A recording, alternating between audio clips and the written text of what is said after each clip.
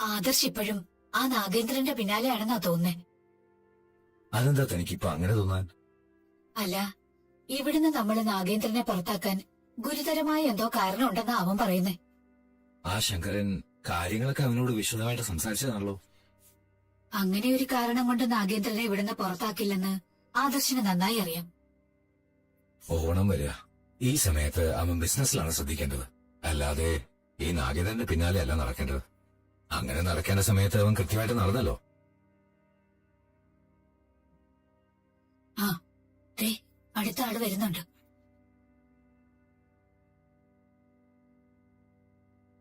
മുത്തച്ഛ, നാളത്തെ കാര്യം അറിയാല. നാളത്തെ കോടതിയില് ഡിവോഴ്സിന്റെ വാദം നടക്കുക.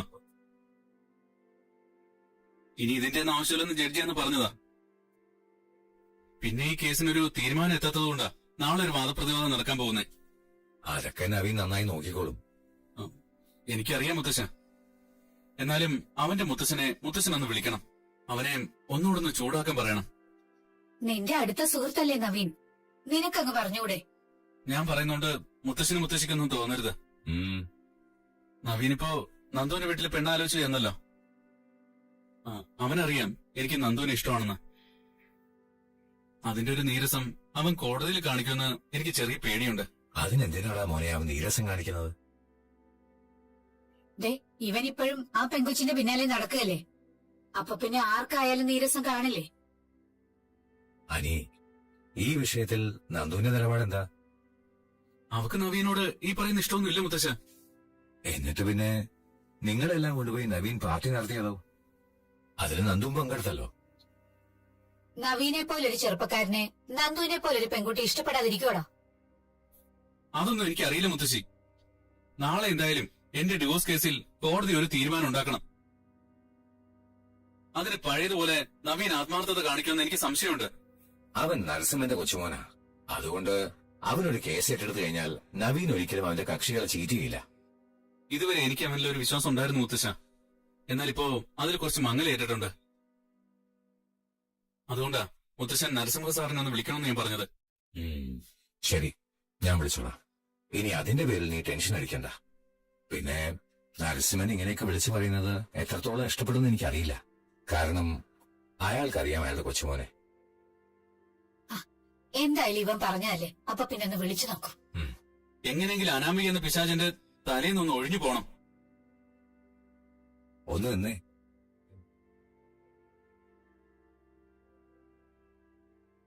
ഈ ഡിവോഴ്സ് നടന്നു കഴിഞ്ഞാൽ എന്താ അടുത്ത പരിപാടി? അങ്ങനെ പ്രത്യേകിച്ച് പരിപാടിയൊന്നുമല്ല മുത്തശ്ശ. ദയവ് ചെയ്ത് അവന്തികമായിട്ടുള്ള എന്റെ കല്യാണം നടത്താൻ ആരും ശ്രമിക്കരുത്. അതിന് മുത്തശ്ശനും മുത്തശ്ശിയും കൂട്ടു നിൽക്കരുത്.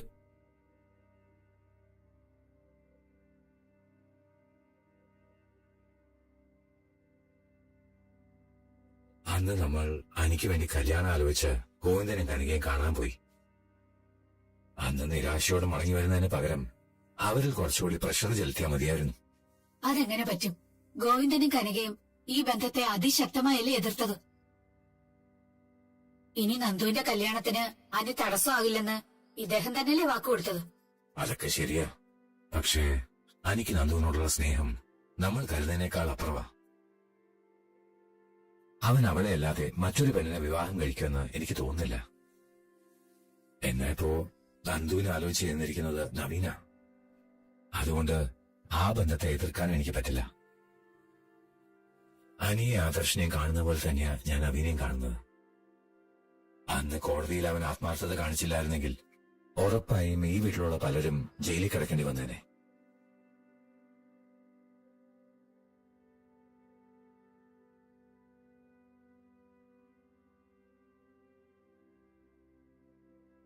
മോനെ, കേസ് പഠിക്കുകയാണോ? അതെ.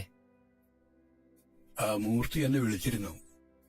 അയാള് കാര്യമൊന്നുമില്ലാതെ വിളിക്കില്ലെന്നറിയാലോ. അപ്പോ കോടതിയിൽ ആത്മാർത്ഥത കാണിക്കണമെന്ന് പറഞ്ഞോ? പറഞ്ഞു. നമ്മുടെ കാര്യത്തില് അവർക്ക് സംശയമൊന്നും ഇല്ലാത്തതാ. പ്രത്യേകിച്ച് നീയാണല്ലോ കഴിഞ്ഞ കേസിൽ അവരെ രക്ഷിച്ചത്. പക്ഷേ എന്തുകൊണ്ടാണ് മൂർത്തി ഇങ്ങനെ വിളിച്ചൊരാവശ്യം പറഞ്ഞതെന്ന് അറിയില്ല. എനിക്ക് എന്നെ അത്ര വിശ്വാസം പോലും മുത്തശ്ശ. അതുകൊണ്ടായിരിക്കും അവൻ അവന്റെ മുത്തച്ഛനെ കൊണ്ട് ശുപാർശ ചെയ്യിപ്പിച്ചത്. അതെന്താ അങ്ങനെ? നീയും അനിയും തമ്മിൽ അടുത്ത ഫ്രണ്ട്സ് അല്ലേ? ഫ്രണ്ട്സൊക്കെയാണ്, പക്ഷേ ചില നേരത്ത് ഫ്രണ്ട്ഷിപ്പിലെ വിള്ളല് വീഴുമല്ലോ. അപ്പോ നിങ്ങൾ തമ്മിൽ എന്തെങ്കിലും തെറ്റിലുണ്ടോ? ഏയ്, എനിക്കില്ല. അവൻ അനാവശ്യമായിട്ടുള്ള സംശയമൊക്കെ ഉള്ളി വെച്ചോണ്ട് നടക്കുക. ആ വേണു അവന്റെ മോളും ഒക്കെ ഇടയ്ക്കിടയ്ക്ക് നിന്നെ വന്ന് കാണുന്നുണ്ടല്ലോ, അത് അവൻ അറിഞ്ഞു കാണും. ആ, ചിലപ്പോ അങ്ങനെയാവും. മൂർത്തി അധികമൊന്നും കേസിന്റെ കാര്യം പറഞ്ഞ് എന്നെ വിളിക്കാറില്ല. കുടുംബപരമായ കാര്യങ്ങൾ മാത്രമേ ഞങ്ങൾ സംസാരിക്കാറുള്ളൂ. അയാളിപ്പോ ഇങ്ങനെ ഒരു ആവശ്യം പറഞ്ഞതുകൊണ്ട് ഇനി കോടതിയിൽ കരുത്ത് കാട്ടേണ്ടത് നമ്മുടെ ആവശ്യം മോനെ. മുത്തശ്ശ, അല്ലെങ്കിൽ തന്നെ ഞാൻ ഏതെങ്കിലും കേസ് ഏറ്റെടുത്താ അതിൽ ആത്മാർത്ഥത കാണിക്കാതിരിക്കൂ. പ്രത്യേകിച്ച് അനന്തപുരിക്കാരുടെ കേസ് എന്ന് പറയുമ്പോ അത് നമ്മുടെ സ്വന്തം കേസ് പോലെയല്ലേ. ഇതിന് ഞാൻ ഫീസ് പോലും വാങ്ങിക്കുന്നില്ല. എന്ന് ഞാൻ പറയുന്നില്ല. ചെയ്യുന്ന ജോലിക്കുള്ള ഫീസൊക്കെ വാങ്ങിക്കണം, പക്ഷേ ജോലിയായിരിക്കണം. ഈ കേസിന്റെ പ്രത്യേകത അറിയാലോ, ഡിവോഴ്സ് കേസ്. അനാമികയ്ക്ക് 1 രൂപ പോലും നഷ്ടപരിഹാരം കൊടുക്കാതെ ഈ കേസിൽ നിന്ന് അനിയെ ഊരിക്കൊണ്ടു പോരണം. അത് കുറച്ച് റിസ്ക് ഉള്ള കാര്യമാണ്. എങ്കിലും ഒരു ചലഞ്ച് ഏറ്റെടുത്ത സ്ഥിതിക്ക് ഞാനത് ആത്മാർത്ഥമായിട്ട് നടത്തിയിരിക്കും. അതിന് മറ്റൊരു കാരണം കൂടിയുണ്ട്. വേണുവും അനാമികയും ഇക്കാര്യത്തില് എന്നെ വെല്ലുവിളിച്ചിരിക്കുക. പൈസ ഇല്ലാത്ത സമയത്ത് പോലും പേരെടുത്ത വക്കീൽ ജോർജിനെയാണ് അവർ വെച്ചിരിക്കുന്നത്. അപ്പോ കോടതിയിൽ കേസ് കൊഴുക്കുമല്ലോ. കൊഴുക്കട്ടെ, എന്നാലല്ലേ ഒരു ത്രില്ലുള്ളൂ. എന്നാ പിന്നെ കേസൊക്കെ പഠിച്ചു കഴിഞ്ഞ് നമുക്ക് ഒരു മണിക്കൂർ ഇരിക്കാം. ആ ചർച്ചയില് പുതിയതായിട്ട് എന്തെങ്കിലും ഐഡിയ നിനക്ക് കിട്ടിയാലോ? നീ ഏതായാലും വിശദമായിട്ട് പഠിക്കേ. ഓക്കെ? ഓ,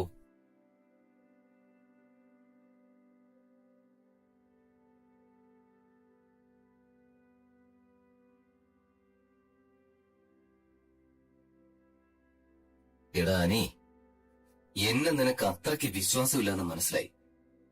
അതുകൊണ്ടാണ് മുത്തശ്ശന്മാര് തമ്മിൽ ഇങ്ങനൊരു സംസാരം വേണ്ടി വന്നത്.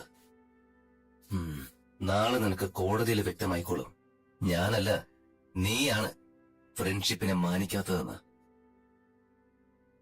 നാളെ രാവിലെ ഒന്ന് അമ്പലത്തിൽ പോണം കേട്ടോ. വിഘ്നേശ്വരന് ഒരു തേങ്ങ അടിക്കണം.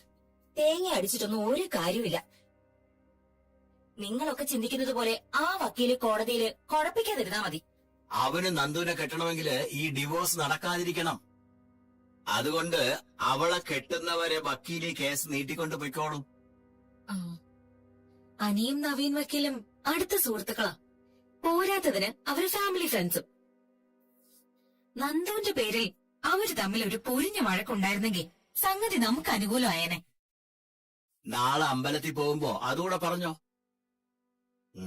ഇനി ദൈവത്തിനല്ലാതെ മറ്റാർക്കും നമ്മളെ സഹായിക്കാൻ പറ്റില്ല. ഇതിനു മുൻപ് നമ്മൾ കേസ് കൊടുത്തത് അവസാനം വാദി പ്രതിയായി. ഇവിടെ അങ്ങനെ സംഭവിക്കുന്ന എന്റെ പേടി. ഇവിടെ എന്ത് സംഭവിക്കാനാടി രേവതി? നമുക്കിവിടെ നഷ്ടപ്പെടാൻ ഒന്നുമില്ല. എന്നാ കിട്ടുകയാണെങ്കിൽ കോടികൾ കിട്ടുകയും ചെയ്യും. അതിന്ന് ഒരു 19 ലക്ഷം എനിക്ക് തന്നാ മതി. എനിക്കും സ്റ്റെവിനും പിന്നെ സുഖമായിട്ട് UK പോവാം.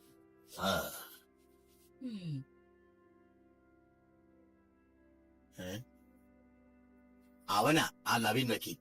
എടുക്കെടുക്ക്, ചിലപ്പോ കേസ് നീട്ടിക്കൊണ്ട് പോകാൻ പറയാനായിരിക്കും. അനന്തപുരിക്കാരെ നഷ്ടപരിഹാരം തരാന്ന് പറഞ്ഞു കാണും. ഹലോ വക്കീലെ, എന്തായി രാത്രിയില്? ഇനി സമയമുണ്ട് കേസിൽ നിന്ന് നിങ്ങൾക്ക് പിന്മാറാൻ. ഞാൻ പറഞ്ഞ തുക തരുവോ? തുകയൊന്നും കിട്ടില്ല. വെറുതെ വക്കീലിന് പൈസ കൊടുക്കണ്ടെന്നാ ഞാൻ പറഞ്ഞത്. സാറേ, എന്തായാലും മുടിയാനുള്ളത് മുടിക്കും. കഴുത്തറ്റ വെള്ളത്തില. അതിന്റെ കൂടെ പലിശക്കാരന് കുറച്ച് പണം കൂടെ കൊടുക്കേണ്ടി വരും. എന്നാലും സാരമില്ല, വച്ചിരിക്കുന്നത് നല്ല വക്കീലിനെ തന്നെയാ. അതുകൊണ്ട് എന്റെ മോക്ക് നീതി കിട്ടുമെന്ന് തന്നെയാണ് എന്റെ വിശ്വാസം. തന്റെ മോൾക്ക് നീതി കിട്ടാനേ അവൾ എന്തെങ്കിലും ശരി ചെയ്യണ്ടേ? ഇവിടെ തെറ്റ് മൊത്തം നിങ്ങളുടെ ഭാഗത്താ. പിന്നെ നീതി കിട്ടണോന്ന് പറഞ്ഞ് എന്തിനാ വെറുതെ മുറവിളി കൂട്ടുന്നത്? വക്കീലെ, ഒരു കാര്യം ഞാനങ്ങ് തറപ്പിച്ച് പറഞ്ഞേക്കാം. വക്കീല് കെട്ടാൻ പോകുന്ന പെണ്ണിന് വാക്ക് കൊടുത്തിട്ടുണ്ടാകും. നാളെ കോടതി കൂടുമ്പോൾ എനിക്ക് ഡിവോഴ്സ് കിട്ടുമെന്ന്. സ്നേഹിക്കുന്ന പെണ്ണിന് കൊടുത്ത വാക്ക് പാലിക്കാൻ വേണ്ടിയിട്ടാണ് വക്കീൽ ഈ രാത്രി ഇപ്പൊ എന്നെ വിളിച്ചത്. കോടതിയിൽ കേസ് നടക്കുകയാണെങ്കിൽ ഡിവോഴ്സ് നീണ്ടുപോകുമെന്ന് വക്കീലിന് നന്നായിട്ട് അറിയാം. ഒരിക്കലുമില്ല. നാളെ കൊണ്ട് ഈ കേസ് അവസാനിക്കും. ഞാൻ വച്ചിരിക്കുന്നത് ജോർജ് വക്കീലിനെയാ. അതുകൊണ്ട് കൂടുതൽ വാശിയൊന്നും വേണ്ട. നമുക്ക് നാളെ കോടതിയിൽ കാണാം. ആ, കാണാം. എന്തിനാ അവരെ വാശി പിടിപ്പിച്ച്? പൈസ വാങ്ങാതെ നമ്മൾ കോംപ്രമൈസ് ചെയ്യണമെന്ന്. നാണമില്ലേ അവൻ അങ്ങനെ പറയാൻ? അവൻ പറയട്ടെ. നാളെ നമുക്ക് പറയാനുള്ളത് നമ്മുടെ വക്കീല് കോടതിയിൽ പറയും. ഇവള് മെന്റൽ ഹോസ്പിറ്റലിൽ കിടന്നതാന്നൊക്കെ നേരത്തെ അവൻ കോടതിയിൽ തെളിയിച്ചതാ. ആയിക്കോട്ടെ. പക്ഷെ ഇവൾക്ക് ഒരു രോഗവും ഇല്ലെന്ന് ഡോക്ടർ സർട്ടിഫിക്കറ്റ് കൊടുത്ത ശേഷമാ ഇവൾ അനിയെ കെട്ടിയത്. അതിനുശേഷം ഇവൾക്കൊരു കുഴപ്പം ഉണ്ടായിട്ടില്ല. പിന്നെ ആ ന്യായമൊന്നും കോടതിയിൽ വില പോവില്ല. ഇതിനു മുൻപ് ഗാർഹിക പീഡനമാണെന്നൊക്കെ പറഞ്ഞ് പരാതി കൊടുത്തിട്ട് അതിനെതിരെ തെളിവുകൾ നിരത്തി നവീൻ നമ്മളെ പൊളിച്ചടുക്കുമായിരുന്നു. അതാ എന്റെ പേടി. ഇവിടെ പേടിയുടെ ഒന്നും ഒരാവശ്യമില്ല. നമുക്ക് കുറഞ്ഞത് ഒരു 2-3 കോടിയെങ്കിലും നഷ്ടപരിഹാരം കിട്ടണം. എന്നാലും തീരില്ല കടം. അങ്ങനെയായപ്പോ കാര്യങ്ങളുടെ പോക്ക്. ഗോവിന്ദേട്ടാ, ഇടയ്ക്ക് നവീൻ മോൻ എന്നെ വിളിച്ചപ്പോ പറഞ്ഞത് എന്താന്ന് വെച്ചാ പെണ്ണിനെ മാത്രം കൊടുത്താ മതി, അല്ലാതെ വേറൊന്നും വേണ്ടാന്ന്. എങ്കിലും നരസിംഹൻ സാറിന് ഒരൊറ്റ കൊച്ചുമോനല്ലേ ഉള്ളൂ. അവരാണെങ്കി കാശിന്റെ പുറത്ത് കിടക്കുന്നവരും. അപ്പൊ നമ്മള് പിന്നെ അതിന്റെ ഒരു അന്തസ്സൊക്കെ കാണിക്കണ്ടേ ഗോവിന്ദേട്ടാ? നമ്മുടെ ഇപ്പോഴത്തെ സ്ഥിതി വെച്ചിട്ട് നമുക്ക് അന്തസ് കാണിക്കാനൊന്നും പറ്റില്ല. പിന്നെ കല്യാണത്തിന്റെ കാര്യം പറഞ്ഞപ്പോ മൂർത്തി സാറ് ആദർശമൊക്കെ പറഞ്ഞത് നമ്മളൊന്നും അറിയണ്ടെന്ന്. ആ, അവര് തന്നെ എല്ലാം നടത്തിക്കോളാന്നാ. ഉം. എങ്കിലും അതൊക്കെ മോശമാണ്. നമ്മൾ അങ്ങനെ പറഞ്ഞു കഴിഞ്ഞാൽ ചിലപ്പോ അതവർക്ക് വിഷമാവും. ഉം. ഇതൊന്നും നമ്മളായിട്ട് ചെയ്യുന്ന അല്ലല്ലോ ഗോവിന്ദേട്ടാ. നവീൻ വന്ന് പെണ്ണ് ആലോചിച്ചത് പോലും നമ്മൾ ചിന്തിക്കാത്ത കാര്യമല്ലേ? ഉം. പിന്നെ നവീൻ അല്ലാതെ മറ്റാര് ബന്ധം ആലോചിച്ചാലും അനി വന്ന് അത് മുടക്കും. അതുറപ്പാ. ഇവിടെ ഇപ്പോ അതിനൊന്നിനുള്ള സാധ്യതയില്ല. അതുകൊണ്ട് എത്രയും പെട്ടെന്ന് ഈ കല്യാണം നടത്തണമെന്ന് ഞാൻ വാശി പിടിക്കുന്നത്. അങ്ങനെ നമ്മൾ മാത്രം വാശി പിടിച്ചിട്ട് കാര്യമില്ലല്ലോ. ഇനിയും കടമ്പകൾ ഒരുപാടുണ്ട്. നവീന്റെ അമ്മയെ കാര്യങ്ങൾ പറഞ്ഞ് ബോധ്യപ്പെടുത്താൻ നവീൻ ഒരുപാട് പാടുപെടേണ്ടി വരും.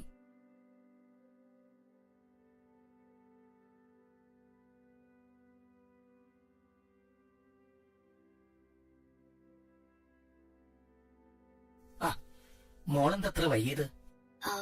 ഇന്ന് അഡീഷണൽ ഡ്യൂട്ടി ഉണ്ടായിരുന്നു. ഓ, അപ്പോഴേ പിന്നെ ഞാൻ രാവിലെ പോയി രണ്ടാളിന്റെ ജാതകമൊക്കെ നോക്കി, മോളുടെയും നവീൻ മോന്റെയും. ഇടയ്ക്ക് ആദർശ് മോനും നയനയും ഇവിടെ വന്നിരുന്നു. അവരോട് പറയുകയും ചെയ്തു മോളുടെയും നവീൻ മോന്റെയും ജാതകങ്ങള് നല്ല ചേർച്ചയെന്ന്. കവടി നിർത്തിയിട്ട് ജോത്സ്യൻ പറഞ്ഞതേ എത്രയും പെട്ടെന്ന് ഈ കല്യാണം നടക്കുമെന്ന. നവീൻ നല്ലൊരു പയ്യനാണ്. എന്നിട്ടും അവളുടെ മുഖത്ത് എന്തെങ്കിലും ഒരു സന്തോഷമുണ്ടോ നോക്ക്. എന്റെ ഗോവിന്ദേട്ടാ, ഇവളുടെ സന്തോഷമൊക്കെ ഇപ്പൊ ആരാ നോക്കുന്നേ? ഇതുപോലൊരു ബന്ധത്തെ നമ്മൾ ആരും തട്ടിത്തെറിപ്പിക്കാൻ പോകുന്നില്ല. ഇപ്പോഴും അമ്മയ്ക്ക് ആ പഴയ സ്വഭാവം ഉണ്ടല്ലേ? മക്കള് വലിയ വീട്ടിലോട്ട് തന്നെ പോണെന്നുള്ള ആഗ്രഹം. അതുകൊണ്ടല്ലേ ഇപ്പൊ ഇങ്ങനെ ധൃതി കൂട്ടുന്നേ? അതിപ്പോ ഞാൻ മാത്രമല്ല, നിന്റെ അച്ഛനും ധൃതി കൂട്ടുന്നുണ്ട്. മോളെ, നവീനെ പോലൊരു പയ്യൻ നിന്നെ ആലോചിച്ചു വരുമെന്ന് ഞാനും ഇവളും സ്വപ്നത്തിൽ പോലും കരുതിയതല്ല. നവീൻ നിന്നെ വേണോന്ന് പറഞ്ഞ് ഇങ്ങോട്ട് വന്നതാ.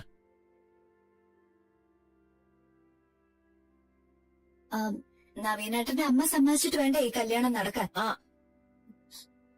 അതൊക്കെ നവീൻ മോൻ അവന്റെ അമ്മയെ കാര്യങ്ങൾ പറഞ്ഞ് മനസ്സിലാക്കിക്കോളും.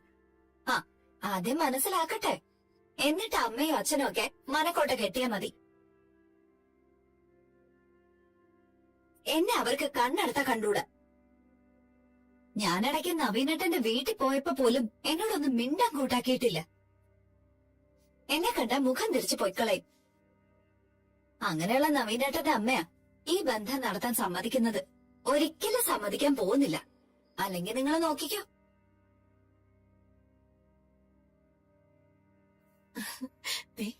ഇപ്പൊ ഗോവിന്ദേട്ടന്റെ കാര്യങ്ങളൊക്കെ മനസ്സിലായല്ലോ. അവക്ക് ഇഷ്ടപ്പെടാത്തതുകൊണ്ടൊന്നും അല്ല അവളുടെ മുഖം തെളിയാത്തത്.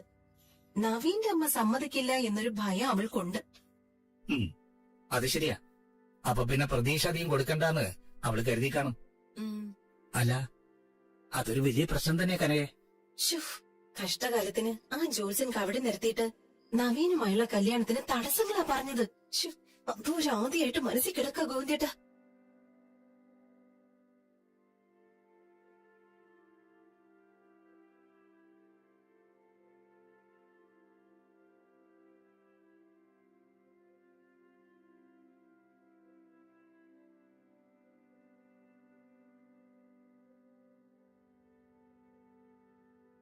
അനി,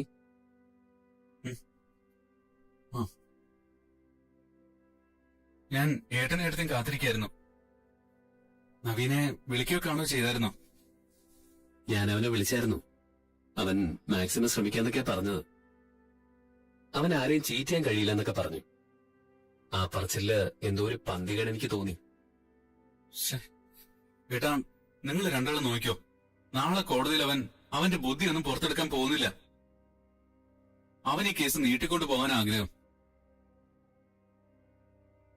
എടാ, അവന്റെ ഭാഗത്ത് നോക്കുമ്പോഴേ അതിൽ കുറച്ച് ശരിയൊക്കെ ഉണ്ടല്ലോ. നീയും അനാമികയും തമ്മിലുള്ള ഡിവോഴ്സ് നടക്കാതിരുന്ന നിന്റെ കല്യാണം നടക്കില്ല. നീയും നന്ദുവും തമ്മിലുള്ള അടുപ്പത്തെ പറ്റിയൊക്കെ ഇപ്പൊ തന്നെ അവര് മനസ്സിലാക്കി കാണും. അല്ല, ഏട്ടത്തിയുടെ വീട്ടില് രണ്ടാളും പോയിരുന്നോ? പോയിരുന്നു. അമ്മ നവീന്റെ നന്ദുവിന്റെ ജാതകം നോക്കിയിട്ട് നല്ല ചേർച്ചയുണ്ടെന്നാ പറയുന്നത്. ഞങ്ങൾ നിന്റെ കാര്യം സംസാരിക്കാൻ വേണ്ടിയിട്ടാ പോയത്. പക്ഷേ അവരിപ്പോ വലിയ പ്രതീക്ഷയില്ല. അതുകൊണ്ട് ഞങ്ങൾക്കൊന്നും പറയാൻ പറ്റിയില്ല. ഓ, ചുരുക്കി പറഞ്ഞ എനിക്ക് ഡിവോഴ്സും കിട്ടത്തില്ല, നന്ദുവിനെയും കിട്ടത്തില്ല. ഒരു സമയത്ത് ഞാൻ ഏട്ടനോടും ഏട്ടത്തിയോടും നേരത്തെ എന്റെ ഇഷ്ടം പറഞ്ഞില്ലെന്ന് പറഞ്ഞാ നിങ്ങൾക്ക് എന്നെ വിമർശിച്ചത്. അനാമികയായിട്ടുള്ള കല്യാണത്തിന് മുമ്പുള്ള കാര്യം ഞാൻ പറഞ്ഞത്.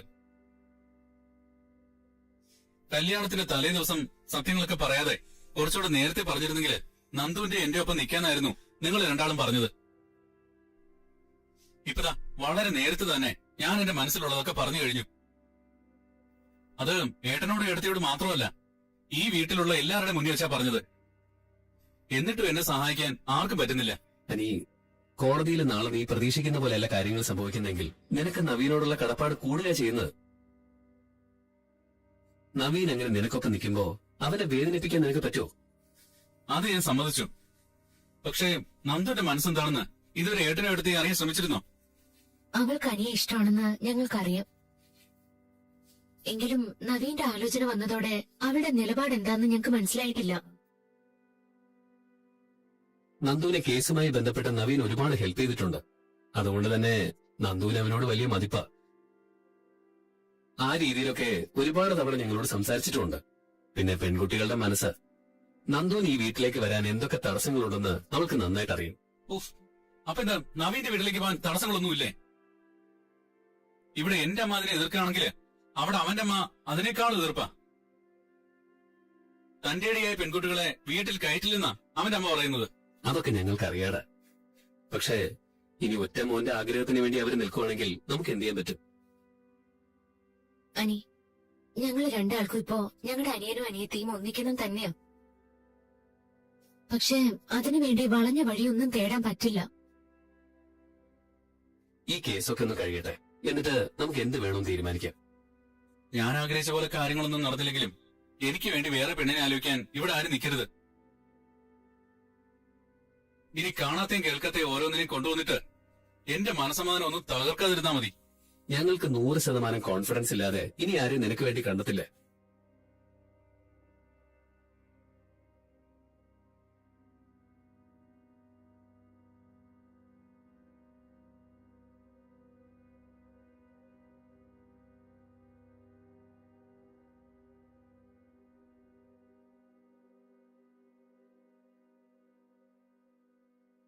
ആ അനി, എടി, നിനക്കെന്താടി എന്നെ പോലെ വാ തുറന്ന് എന്നെ ഇഷ്ടമാണെന്ന് നിന്റെ അച്ഛനോടും അമ്മയോടും പറഞ്ഞാല്? എനിക്ക് വേണ്ടി സംസാരിക്കാൻ വേണ്ടിയിട്ടാ ഇന്ന് ഏട്ടനും എടുത്തേയും അങ്ങോട്ടേക്ക് വന്നത്. ആ സമയത്ത് നിന്റെ നവീന്റെ ജാതകം ചേരുമെന്ന് അറിഞ്ഞിട്ട് ഒന്നും മിണ്ടാതെ അവരിങ്ങോട്ട് പോന്നു. ഓ, ഇപ്പൊ ജാതകം ചേർന്ന സ്ഥിതിക്ക് അവനൊപ്പം ജീവിക്കാനാണോ നിന്റെ പ്ലാൻ? അതേടാ. എന്താ നിനക്ക്? എടി, നീ നോക്കിക്കോ, നാളെ അവൻ എന്നെ കോടതിയിൽ ചതിക്കും. അവൻ ഒരു കാരണവശാലും എന്റെ ഡിവോഴ്സ് നടക്കാൻ സമ്മതിക്കില്ല. ദേ അനി, നിനക്ക് ആരെയും വിശ്വാസമില്ല, എന്നെ പോലും. അങ്ങനെയുള്ള നിന്നോടെ ഇനി സംസാരിച്ചിട്ട് കാര്യമില്ല. ഞാൻ പറഞ്ഞത് സത്യമാണോ അല്ലയോന്ന് നാളെ കോടതി കഴിയുമ്പോ നിനക്ക് മനസ്സിലാവും. ആ ശരി, അത് കഴിയട്ടെ. അതുവരെ നീ എന്നെ വിളിക്കണ്ട. നിനക്ക് രാവിലെ ഒന്ന് വരാൻ പറ്റുമോ? എവിടേക്ക്? എനിക്കിന്ന് അമ്പലത്തിൽ പോണം. നീ വരുവാണെങ്കിൽ നമുക്ക് ഒരുമിച്ച് പോവാം. ഇങ്ങനെയുള്ള നിനക്കൊപ്പം വരാൻ എനിക്ക് താല്പര്യമൊന്നുമില്ല. കാണില്ല. നിനക്കിനിപ്പോ അതിനൊന്നും താല്പര്യം കാണില്ലല്ലോ. നിന്റെ അടുത്ത് ഞാനിപ്പോ ഉണ്ടായിരുന്നെങ്കിലേ ഇടിച്ച് നിന്നൊരു മൂലക്ക് ഇരുത്തിയനെ. മനുഷ്യനെ മനസ്സിലാവാത്തൊരു കഴുത. ശരി, ഞാൻ മാക്സിമം വരാൻ നോക്കാം. നീ വെക്ക്.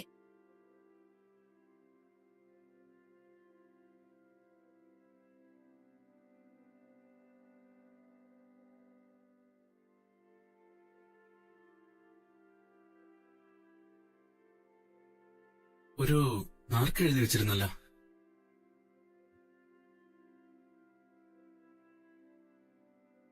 ഭഗവാനെ, സത്യം സത്യമായിട്ട് കാണിക്കണേ.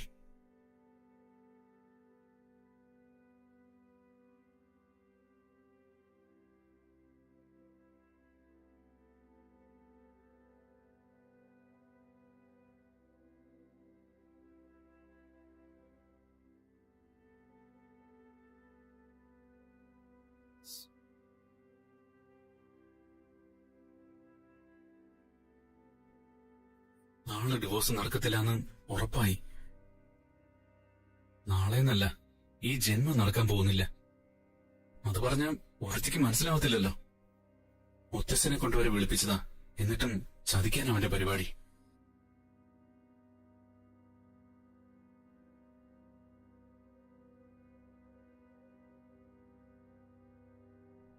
നാളെ കോടതി നിന്ന് കഴിഞ്ഞോട്ടെ. എന്നിട്ട് അവന്റെ മുഖത്ത് നോക്കി ഞാൻ പറയും, ഞാൻ കെട്ടാൻ പോകുന്ന പെണ്ണാണ് നന്ദുവെന്ന്. അവൻ എന്നോട് ആത്മാർത്ഥത കാണിച്ചില്ലെങ്കിൽ അവനെ സുഖിപ്പിക്കേണ്ട കാര്യം എനിക്കെന്താ?